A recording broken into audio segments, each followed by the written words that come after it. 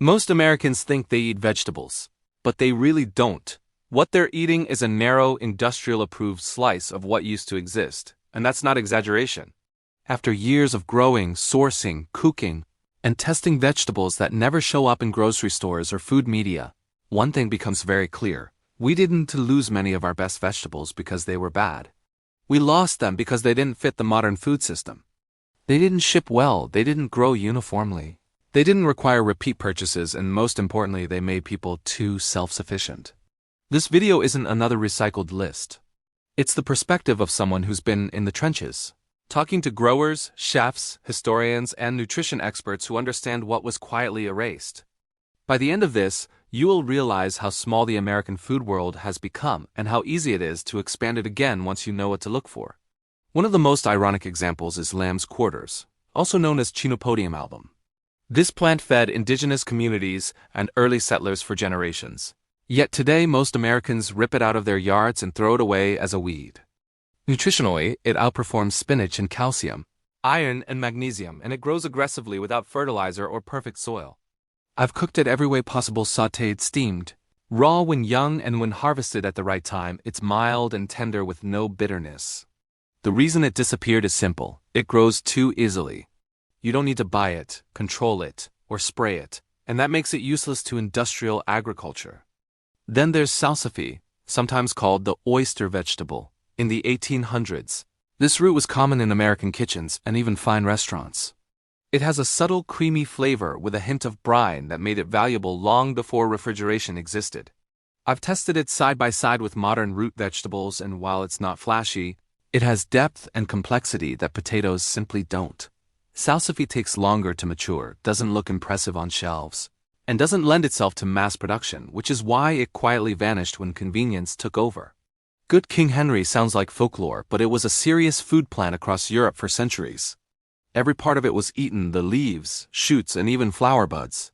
It's perennial, cold-hardy, and unusually protein-rich for a leafy green. I've grown it myself, and once established, it produces reliably year after year with almost no input. The modern system avoids perennials because they don't force consumers to keep buying seeds or produce, and that alone explains why plants like this disappeared. Heat is another reason many traditional greens were replaced, which is why Malabar spinach stands out. Regular spinach collapses the moment summer hits, but Malabar thrives in heat and humidity. Its leaves are thicker and slightly succulent, making them perfect for soups and stir-fries. Every time I serve it without explanation, the response is the same: confusion over why it isn't common. The answer is predictable: it doesn't fit standardized harvest schedules or shipping requirements. Before carrots were bred into sugary, uniform shapes, people relied on roots like skirret. This plant produces multiple thin roots instead of one perfect specimen, but the flavor is intensely sweet and aromatic when roasted. Even George Washington grew it. Skirret disappeared because it doesn't work with machines or monoculture farming, despite outperforming many modern roots in taste. Most people know chayote as a bland squash, but almost nobody eats the greens, which is where the real value is. The shoots and leaves are tender, mild, and surprisingly protein-rich. In many cultures, they're treated as a primary vegetable, yet in the US, they're ignored entirely. If you're growing chayote and not eating the greens, you're wasting half the plant. Along coastlines, sea kale once fed entire communities. It's salt-tolerant, perennial, and produces shoots that taste like asparagus and leaves similar to cabbage. Modern agriculture ignored it because it grows where machines don't like to operate and doesn't respond well to chemical inputs. That pattern comes up again and again when you study forgotten vegetables. Most people associate amaranth with grain, but the greens are nutritional powerhouses.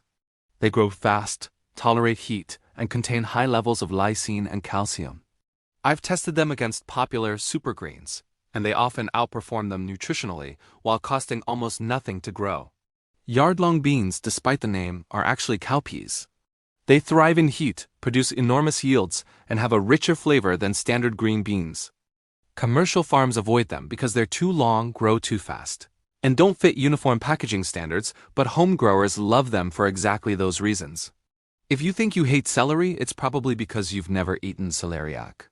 This root has all the savory depth of celery without the bitterness or stringiness.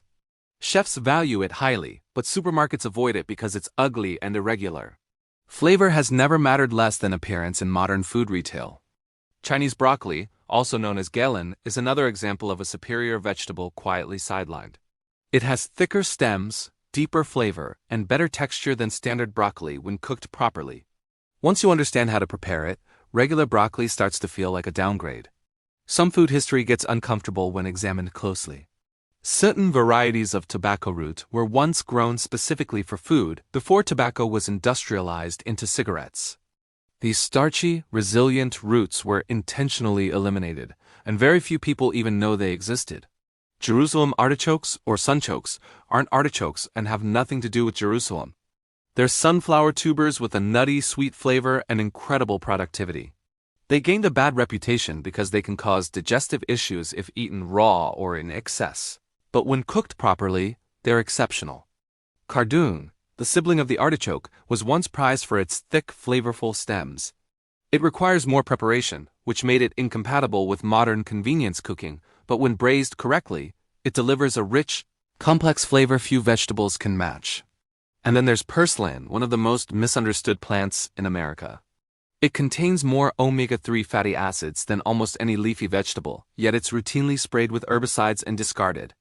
Crunchy, lemony, and resilient, it thrives where other plants fail, which ironically sealed its fate. If you want to explore any of these for yourself, I've linked trusted seed sources, growing guides, and preparation references in the description. Resources I actually use, not sponsored filler. Here's the truth most people never hear.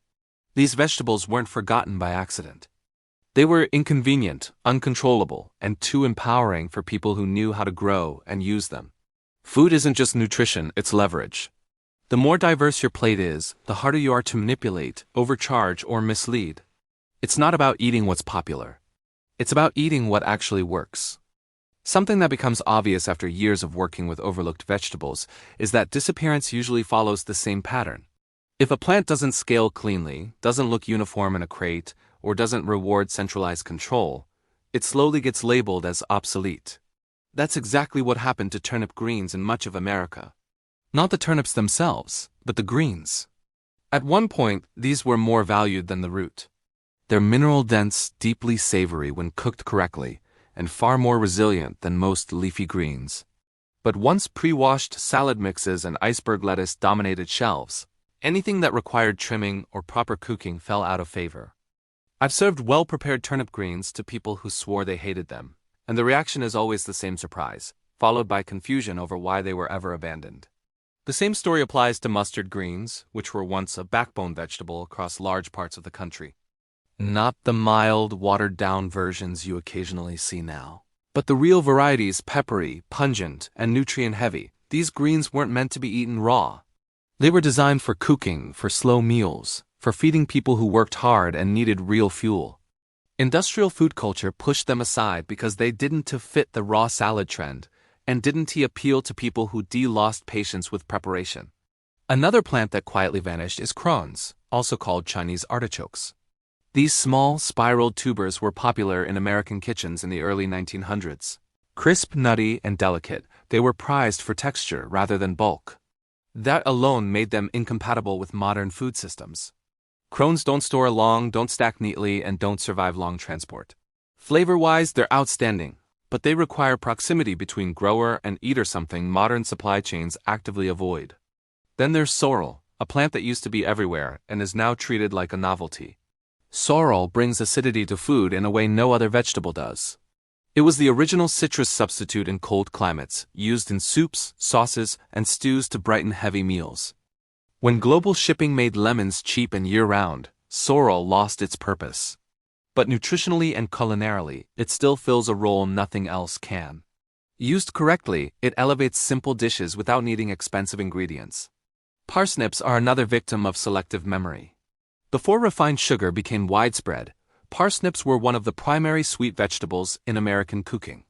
Roasted properly, they caramelize naturally and develop a deep, complex sweetness. The reason they faded isn't mystery, it's competition. Potatoes were easier to standardize, easier to market, and easier to brand. Parsnips didn't disappear because they were inferior. They disappeared because they didn't win the convenience war. One of the most overlooked categories entirely is vegetable stems and shoots. Broccoli rabe, for example, isn't a trendy variation of broccoli, it's an older, more honest plant. Bitter, yes, but bitterness signals nutrient density. American palates were trained to avoid bitterness, and entire vegetables paid the price. Once you understand how to balance bitter greens with fat and heat, they become indispensable rather than unpleasant. Even beet greens were once considered more valuable than the root itself.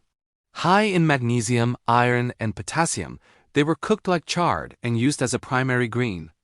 Today they're usually discarded without a second thought. That's not progress, that's waste disguised as convenience. At a certain point, you realize this isn't about vegetables anymore.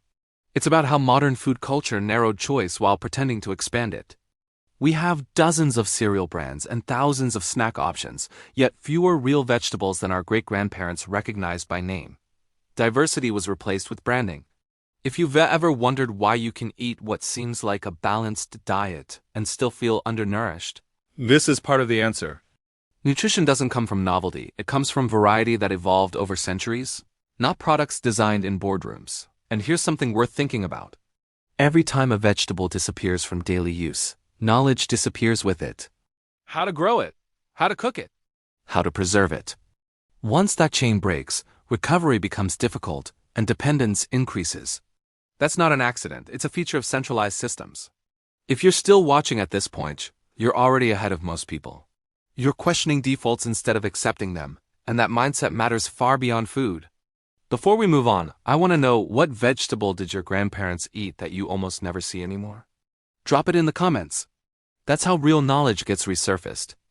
Once you start looking closely, you notice that some vegetables weren't just forgotten, they were deliberately reframed. Take dandelion greens. Today, they're marketed as a niche detox food or dismissed as lawn pests.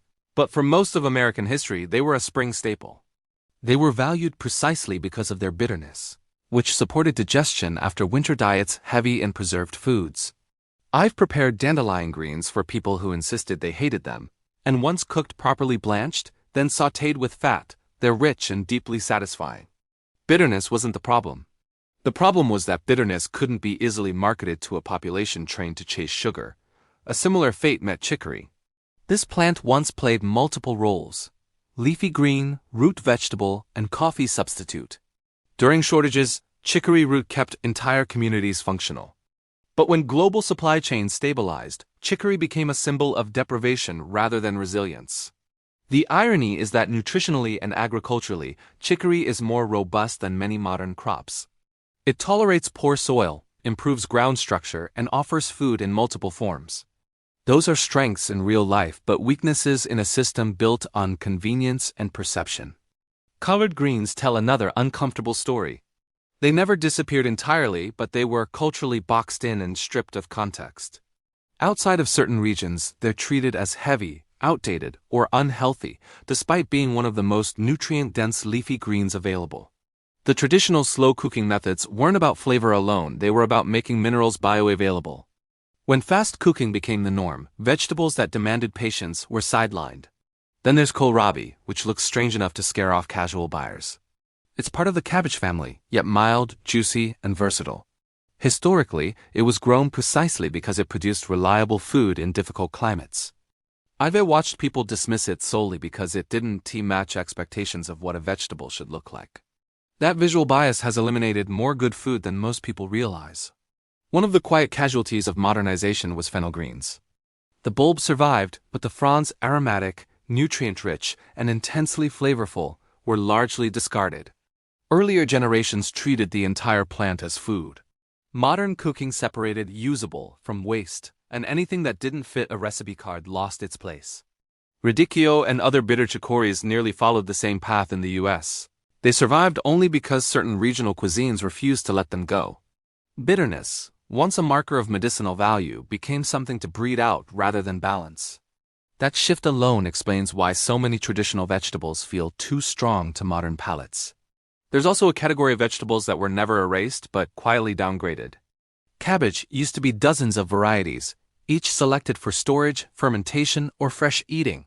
Today, most people encounter one or two versions at best. Sauerkraut and fermentation weren't trends, they were survival strategies. When refrigeration replaced fermentation, entire knowledge systems went with it. If you step back, the pattern is impossible to ignore. Vegetables that demanded skill, patience, or local knowledge were gradually replaced with ones that rewarded speed, uniformity, and shelf life. That shift didn't make us better fed, it made us easier to feed. And here's where it gets practical. When people say they don't like vegetables, what they usually mean is they don't like the narrow selection they were offered. Expand the pool, and preferences change fast. I've seen lifelong vegetable haters completely reverse once exposed to flavors that weren't bred for blandness. Before we move on, ask yourself something honestly. How many of these vegetables did you even know existed before now? And how many were you taught to avoid without ever being shown how to prepare them properly? Drop your answer in the comments. This isn't about judgment, it's about reclaiming lost ground. One of the most revealing ways to understand what America lost is to look at what other cultures never gave up. While certain vegetables vanished here, they stayed central elsewhere, not because those cultures were nostalgic, but because the plants worked. Bitter melon is a perfect example. In many parts of Asia, it's a daily vegetable, valued for blood sugar regulation and digestive support. In the US, it's usually framed as too bitter or medicinal, which is just another way of saying it didn't conform to a sugar-trained palate. I've eaten bitter melon prepared dozens of ways, and when handled correctly salted, blanched, balanced with fat, it becomes complex, not harsh. The rejection wasn't about taste. It was about unfamiliarity. The same pattern shows up with water spinach, also known as kangkong. This plant grows aggressively in warm climates, produces massive yields, and cooks beautifully. In several countries, it's considered a staple green.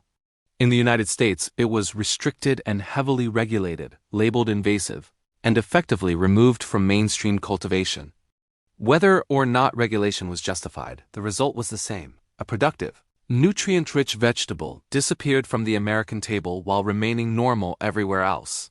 Taro leaves tell a similar story. Most Americans know taro only as a root used in chips or desserts. But in many cultures, the leaves are more important than the tuber. They're rich, mineral-dense, and filling when cooked properly. They were never adopted here because they require knowledge how to neutralize natural compounds through cooking. The modern system avoids anything that requires instruction, even when the payoff is substantial. Moringa is another example that makes people uncomfortable once they look into it.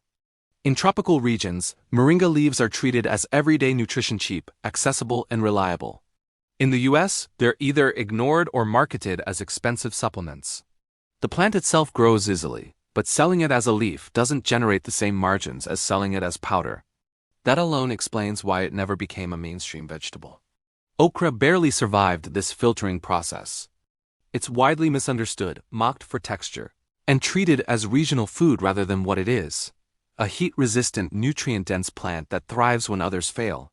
Proper preparation eliminates the slime people complain about, but once again, education lost to convenience. Then there's leube greens and sweet potato leaves, which are eaten daily in many parts of the world. In the US, sweet potatoes are celebrated while the greens are discarded. That's not logic, it's habit. The leaves are tender, nutritious, and free food attached to something people already buy. What becomes clear is that American food culture didn't just forget vegetables, it outsourced vegetable knowledge. If a plant didn't fit supermarket logistics or advertising narratives, it was quietly excluded. Other cultures kept these foods alive because they were feeding people, not branding them. There's also the issue of replacement. Many traditional vegetables were substituted with hybrids bred for yield, not nutrition.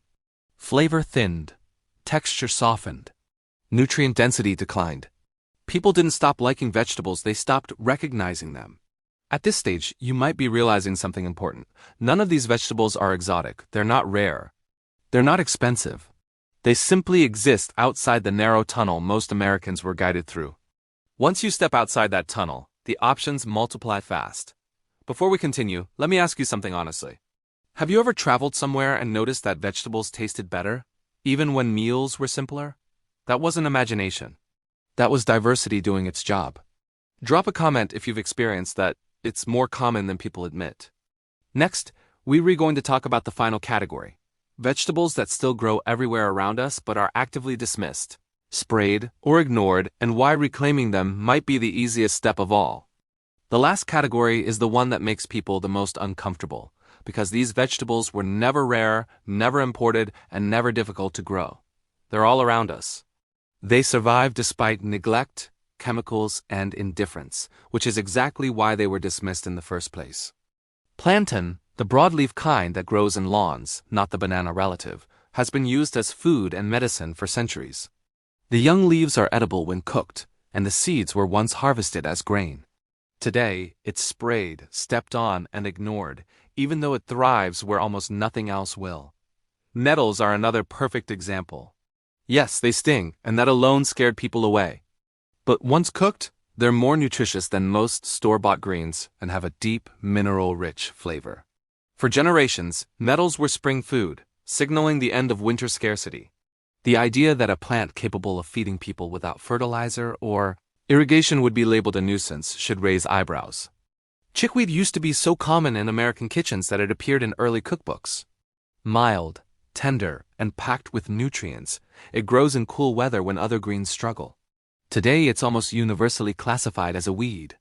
That classification didn't happen because of science, it happened because of economics. Even wild onions and garlic mustard were once used regularly. Garlic mustard, in particular, is aggressively removed today, yet it's edible from leaf to root. While ecological concerns are real, it is worth noting how quickly edible plants are labeled enemies when they don't fit into commercial frameworks. At some point, you have to stop pretending this is coincidence. Plants that require no marketing, no packaging, and no permission were systematically pushed out of public awareness. Not because they were unsafe or inferior, but because they couldn't be controlled at scale. Here's the part that matters most. You don't need to eat all of these vegetables. You don't need to become a forager or grow a massive garden. Even reintroducing one or two forgotten foods into your diet changes how you think about eating. It breaks the idea that nutrition only comes from shelves and labels. If there's one expert takeaway from decades of observing food systems, it's this: resilience comes from diversity. The more limited your food choices are, the more dependent you become. That dependence doesn't show up overnight, it shows up gradually, disguised as convenience. Remember, our ancestors didn't survive on perfect produce or trending superfoods. They survived on what grew reliably, fed deeply, and asked very little in return. Those plants didn't disappear. They were made invisible. If this video made you rethink what normal food looks like, take a second to like and subscribe. Not for the algorithm, but because this channel exists to surface knowledge that keeps getting buried. And if you want sources, guides, or deeper dives into any of the vegetables mentioned, I've linked everything in the description materials I actually use and trust. Food isn't just fuel, it's memory, it's independence. And once you start reclaiming even a small part of what was forgotten, you realize how much power was sitting right in front of you the entire time. Watch the next video, because this conversation doesn't end here. Once you see what was erased, you can't unsee it.